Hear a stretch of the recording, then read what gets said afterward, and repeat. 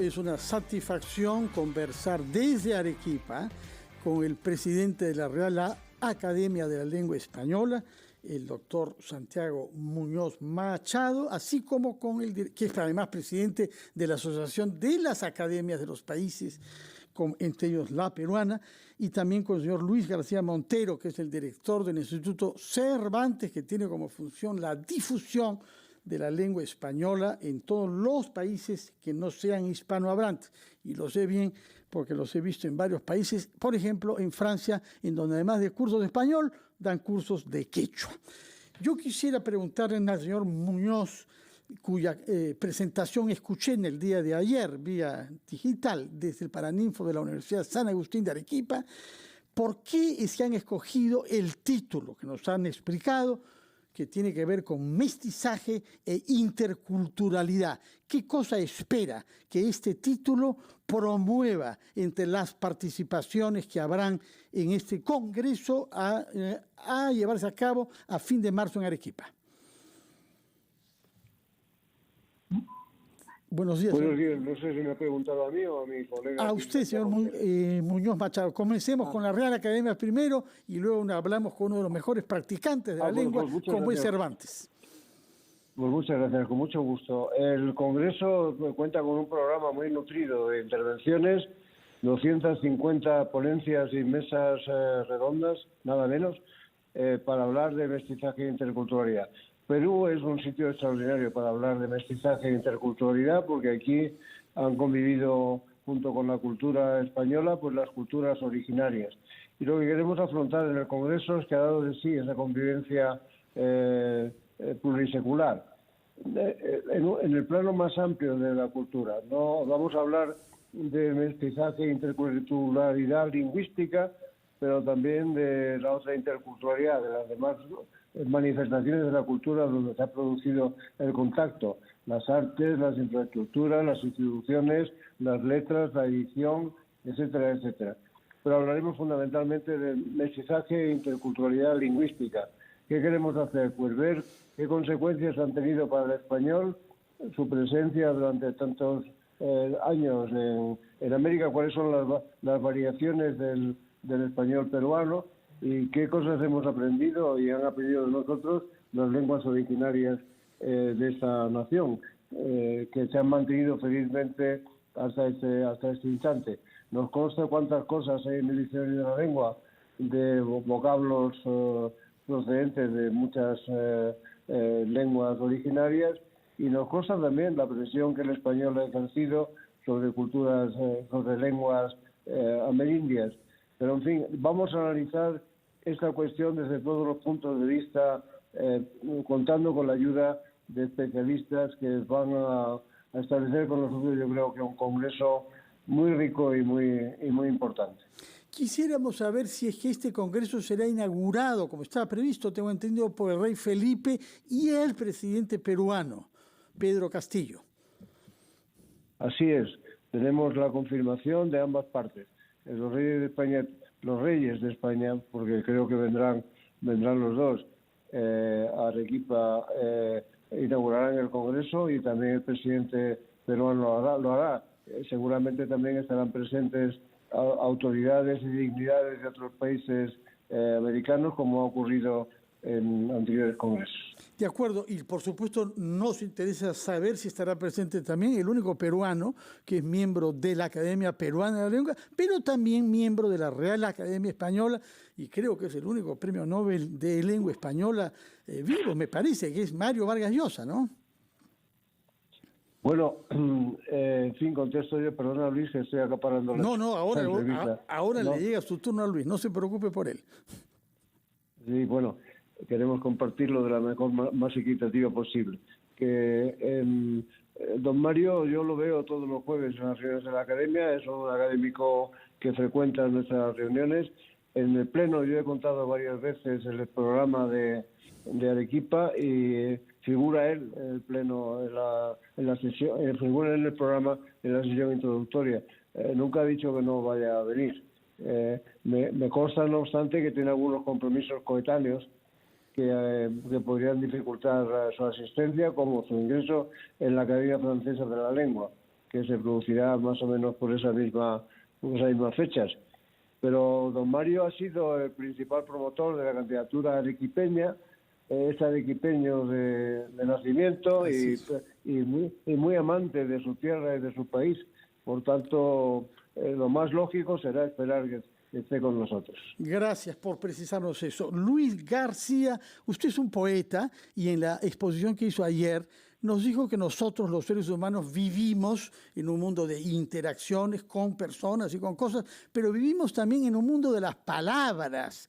Y por eso enfatizó en una iniciativa que será lanzada en este evento de Arequipa, llamada Iniciativa Canoa, porque nos han hecho saber usted y su colega Muñoz Machado que canoa es la primera palabra americana, de lengua originaria mesoamericana en este caso, que se ha incorporado al diccionario del español, pero al mismo tiempo hay 500 palabras quechuas, es lo que nos han dicho ayer, que forman parte del acervo de nuestra lengua.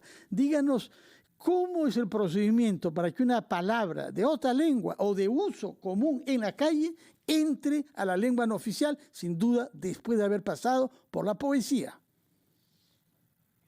Sí, muy buenos días y encantado, Fernando, de estar en el programa. En efecto, la palabra canoa fue la primera palabra de origen indígena taíno que entró en la lengua española. La utiliza Cristóbal Colón en uno de sus diarios de viaje. Y bueno, el español, el castellano, se ha formado y se ha enriquecido por la convivencia con otras lenguas. Pasó con el euskera, pasó con el árabe y después, desde luego, con muchas lenguas indígenas. Los hablantes son los dueños del idioma y van buscando en las palabras maneras de relacionarse con la vida, de nombrar la realidad.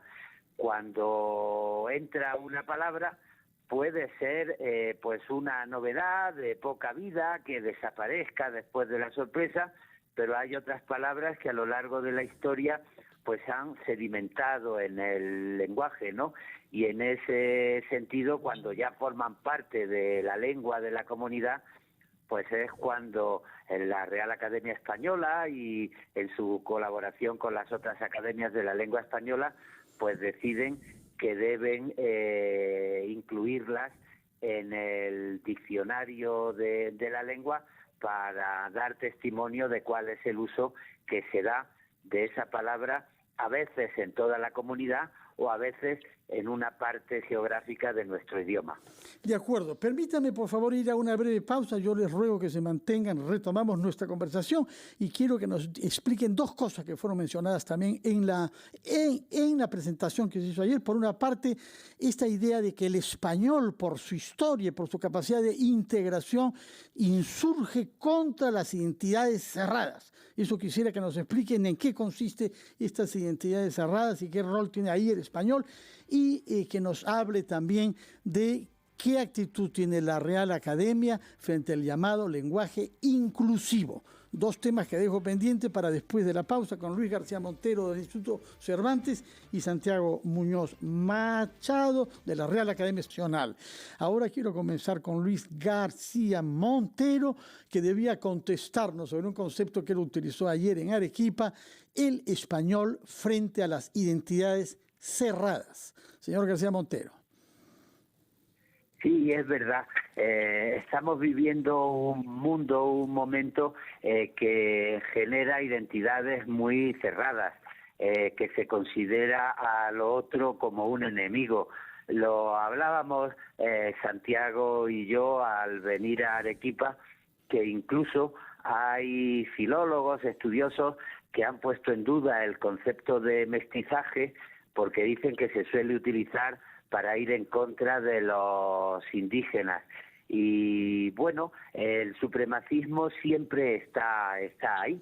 Si leemos a José María Arguedas o a Ciro Alegría, pues vemos que hay blancos muy puros que miran por encima del hombro a los mestizos que miran por encima del hombro a los indígenas. Y si miramos al mundo, pues vemos que esto ocurre en los discursos de odio que, por ejemplo, se han extendido en los Estados Unidos o se han extendido en Brasil o también se extienden ahora por Europa. Y eso genera problemas porque hay quien ve al otro como un enemigo y se hace fuerte en una identidad mayoritaria, y hay quien quiere hacerse fuerte en una identidad minoritaria y hace que en el espacio público, donde debe estar el bien común, pues haya unidimensionalmente su defensa de la identidad minoritaria y se haga difícil la convivencia. Bueno, pues en las palabras caben muchas cosas, y en la lengua española, que la hablamos casi 500 millones de hablantes nativos y 600 millones si contamos a los que han aprendido el idioma, pues hemos aprendido a respetar la unidad del idioma, respetando también la diversidad según distintas zonas geográficas y distintas maneras de hablar. Y a mí me parece que una meditación sobre el idioma es una buena manera para invitar a las identidades abiertas, para huir de cualquier tipo de desprecio al otro, tanto sea pues desconocer la importancia que tiene pues utilizar un idioma que es el segundo en el mundo en hablantes nativos como el español, como quiera ser desde la hegemonía mayoritaria, pues despreciar lenguas minoritarias que son también maneras muy ricas de ver el mundo. De manera que yo creo que las palabras sirven para defender identidades abiertas frente a mundos cerrados. Muchas gracias, Luis. Ahora queremos saber del señor Muñoz Machado, ¿qué significa para ustedes como academia el desafío del lenguaje inclusivo? Hemos visto esta semana que la presidenta del Consejo de Ministros de Italia no quiere que la llamen presidenta, quiere que la llamen presidente. Y usted sabe que hay una práctica que se viene generalizando, que se ha dado en llamar lenguaje inclusivo para corresponder a las exigencias de género. ¿Cuál es la opinión de la Academia Española sobre el tema, señor Muñoz Machado? Mire, le pongo otro ejemplo de personalidad que quiere llamarse una señora y quiere que el artículo sea el masculino.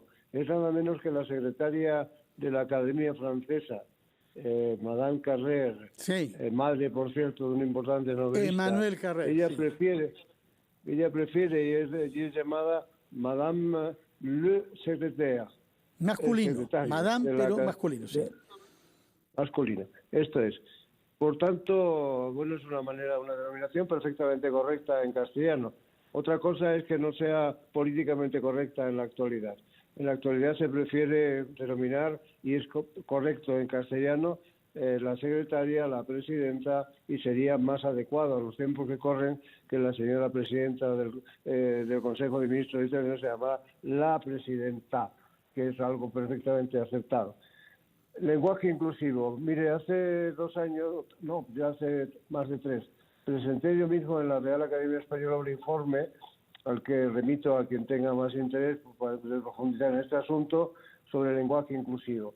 Decíamos, nos había preguntado la vicepresidenta del Gobierno de España sobre la idoneidad del lenguaje usado por nuestra Constitución de 1978, de la que suponía que, teniendo en cuenta las circunstancias del tiempo, pues era muy masculino, excesivamente masculino.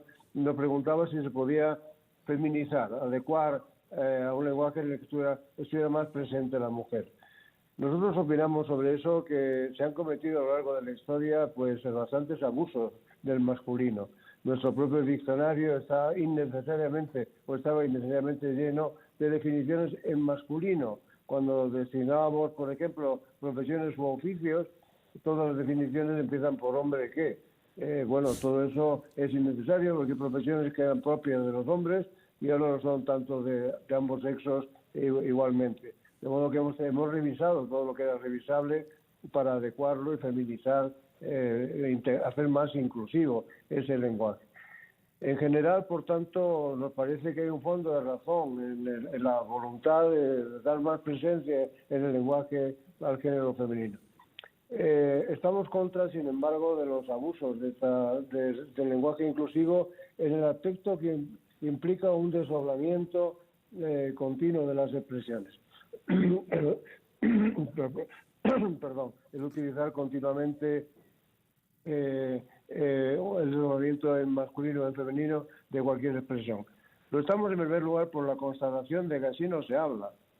Nosotros recogemos el lenguaje común de los ciudadanos y los ciudadanos no hablan desdoblando continuamente, hablando en cualquier conversación. Se aplica para el lenguaje una economía y se cuida de la belleza que implica ese tipo de recorridos tan largos, tan penosos y tan feos, en definitiva. Comprendemos, sin embargo, muy bien que la utilización de estas formas a veces es una manera de llamar la atención sobre la discriminación de la mujer. Y en ese sentido nada tenemos que decir y aplaudimos el empleo de cualquier recurso que llame la atención sobre esa realidad. De acuerdo. Pero en definitiva, nosotros decimos siempre notarios o testigos de cómo se habla. Recogemos en la obra académica las formas habituales del común de los hispanohablantes. Y si algún día hay que utilizar variantes sobre lo que tenemos aprobado en la actualidad que permitan, que hagan más común ese tipo de desdoblamiento, no tenemos ningún inconveniente en irlo incorporando. Pero hoy por ahora, muchas pretensiones de ese llamado lenguaje inclusivo no forman parte del lenguaje común de los hispanohablantes. De acuerdo, muchas gracias por esas precisiones. Yo quisiera que lo más brevemente posible ambos nos digan qué es lo que quieren ustedes que el Congreso del Español en Arequipa transmita a quienes participen en él y a las generaciones futuras. 30 segundos, por favor, si pueden hacerlo. Nada prohíbe que hablen sobre fútbol, porque están en Arequipa y, como saben ustedes, hay un partido decisivo del club arequipeño esta noche con el más antiguo club de Lima. Señor García Montero. Bueno, el fútbol además es un buen camino para divulgar la cultura y la atención por los pueblos y por nuestro idioma. A mí me gustará que Arequipa represente la ciudad de una lengua que encarna el mestizaje, que encarna la diversidad y que hace que se sepa que una lengua no es solo un conjunto de palabras, sino también un conjunto de tradiciones, de valores, y que la lengua española puede imaginar el futuro en la defensa de los valores democráticos, en la defensa de la libertad y del respeto al otro y a la diversidad. Muchas gracias. Palabras finales, Santiago Muñoz. Muchas gracias. Esperamos en Arequipa un gran acontecimiento. Esperamos una gran celebración. Eso de los congresos internacionales de la lengua española yo los he denominado los Juegos Universales del Español, por equipararlos a lo que son las grandes Olimpiadas, aquellas para el deporte, lo nuestro para la cultura. Y esperamos que sea muy gozoso oír a los 250 ponentes, esperamos a la ciudad de Arequipa y a Perú, a toda la clase cultural y al pueblo llano, que llenen las calles de Arequipa, que celebren lo que estamos haciendo, que participen en las actividades culturales, porque realmente es un acontecimiento irrepetible. De modo que estamos muy ilusionados con que así ocurrirá. Muchas gracias por sus palabras y felicitaciones por los esfuerzos que sé que han hecho, porque ya los hemos recibido aquí en RPP en otras oportunidades, para que pueda llevarse a cabo en Arequipa este congreso, el número 9 internacional del español. Felicitaciones y que tengan una fecunda estadía en Arequipa, la llamada ciudad blanca y mestiza. Muchas gracias y muy buenos días para ustedes. Ha sido Santiago Muñoz, presidente de la Real Academia de la Lengua Española, y Luis García, que es el director del Instituto Cervantes.